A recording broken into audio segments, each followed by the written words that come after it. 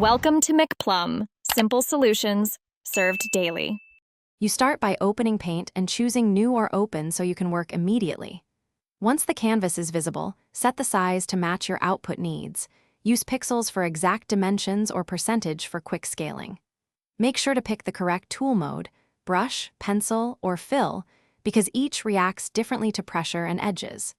Save a backup copy before edits so you can revert changes if needed. This prevents accidental loss while you establish composition and color choices. You now perform the main edits. Select regions to move or duplicate, and use transparent selection when you need overlays without white backgrounds.